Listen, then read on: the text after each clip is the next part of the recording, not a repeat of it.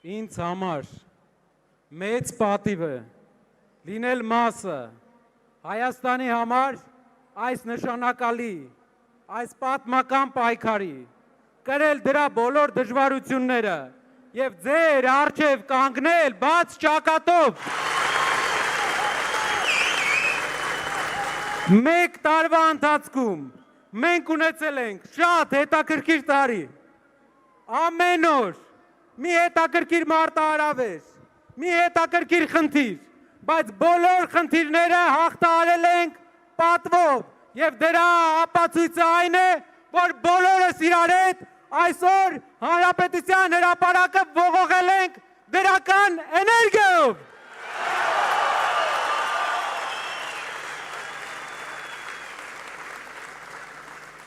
Չորս օրից մեր պատմության համար վճռորոշ օր է,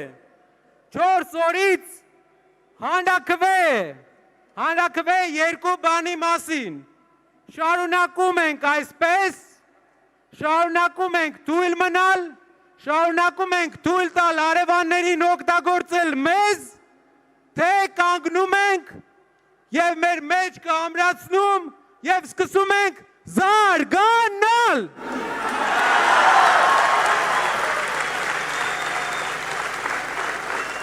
Հանրաքվե է նրա մասին, թե թույլ ենք տալու փոքրիկ խմբակի պարտված ղեկավարին, թողել, որ Հայաստան մտնեն ադրբեջանցիներ, թե պահելու ենք մեր հայրենիքի վերջի մնացած հողը հայկական։ Հանրաքվե է նրա մասին, թե թույլ ենք տալու մեր եղբայրները Հայաստանը լքեն աշխատանքի համար, Հայաստանը լքեն ավելի լավ կյանքի համար, թե վերակառուցելու ենք մեր քանդած երկիրը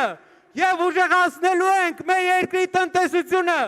բարեկեցություն ենք բերելու հայ ընտանիքներին և այնպես ենք անելու, որ հայերը էլ չգնան։ Ով ցանկանում է ապրել ադրբեջանցիների հետ, կարող է քվեարկել ՔՊ-ի համար։ Ով ցանկանում է հայկական վերջին հողը, մեր հայրենիքի 10%-ը պահպանել հայկական, ուժեղացնել, քվեարկում է ուժեղ Հայաստանի համար։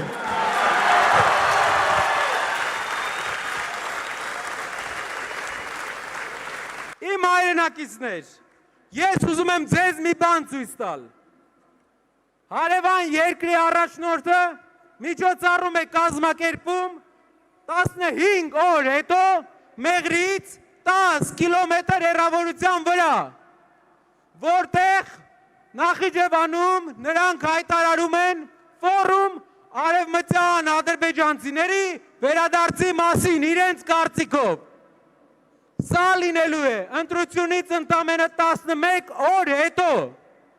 Ադրբեջանի ղեկավարը, Ադրբեջանի նախագահը հայտարարել է 3 ամիս առաջ, որ իրենք պետք է վերադառնան այստեղ, ոչ թե տանկերով, այլ ավտոմեքենաներով, որ իրենք պետք է իբր վերադառնան իրենց պատմական հողեր, բառացի։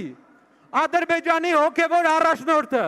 հայտարարել է, որ Հայաստանում կան 400 մզկիթ, որ պետք է վերակառուցվի։ Հայաստանի ազգային ժողովի նախագահը հայտարարել է, որ ադրբեջանցիները ու հայերը պետք է սովորեն իրար հետ ապրել և նա չի բացառում, որ ինչ-որ ադրբեջանցիներ կգան Հայաստան ապրել։ Հայաստանի սոցապ նախարարը, մեր երկրի սոցապ նախարարը կանգնում է ազգային ժողովի ամբիոնից և ասում է, որ մենք պետք է սովորենք միատարր ազգ որպես ապրենք։ Ոչ միատարր ազգ, ուրիշ ազգերի հետ պետք է գանք, հակացություն ստանան, այլ ազգը, որ ազգն է ուզենալու այստեղ գալ, էդ ում համար է տեղ բացում։ Ինչն է մեր ծրագիրը։ Մեր ծրագիրը դեմ կանգնելն է դրան։ Մենք ցույց ենք տալի ձեզ մի փաստաթուղթ, որը կբաժանվի ձեզ։ Այս փաստաթուղթը սեղմ օրինակ է Արևմտյան Ադրբեջանի պետության կողմից տպված կոնցեպտի, որտեղ նրանք գրում են, թե ինչ են անելու Հայաստան վերադարձի համար։ Սա դուք կարող եք տեսնել ավելի մեծ գրքով, կարող ենք բոլորին ներկայացնել։ Սա իրենց պետության կողմից ֆինանսավորվող քաղաքականություն է եւ այնտեղ գրված է, ցիտում եմ. Հայաստան կոչվող տարածքում համատարած կերպով ոչնչացվել է ադրբեջանցիների պատմական եւ մշակութային ժառանգությունը, իրենք են իբր ասում։ Այն ազգն է ասում, որ ամբողջ Դաշտային Ղարաբաղը վերածել է անհայ տարածքի, որ ամբողջ Լեռնային Ղարաբաղից հայերին զտման է ենթարկել, որ Նախիջևանում խաչկարեր է ոչնչացրել։ Իրենց ասելով իրավունքների վերականգնման հարցը իբր ադրբեջանցիների պետք է լինի առաջնահերթ հարցերից մեկը։ Եվ նաև մզկիթների եւ գերեզմանատները պետք է վերականգնվեն ադրբեջանական։ Սրա մեջ է գրված։ Իսկ մենք գիտեք ինչ ենք սրան ասում։ Մենք ասում ենք, որ Հայաստանում լինելու է առաջնորդ, որ երբեք սա թույլ չի տա, որ Փաշինյանի ու Ալիևի ծրագիրը հոդս է ծնդելու։ Հոդս։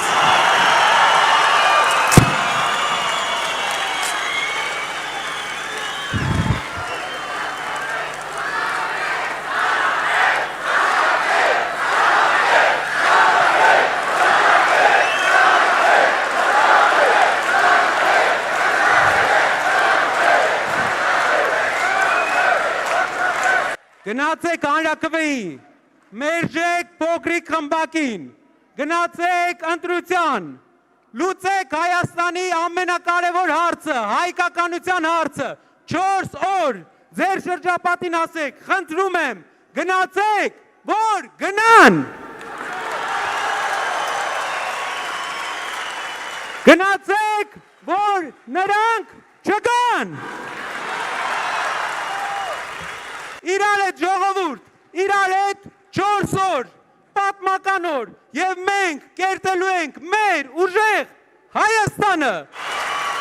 Փոփոխությունների համար, փոփոխությունների համար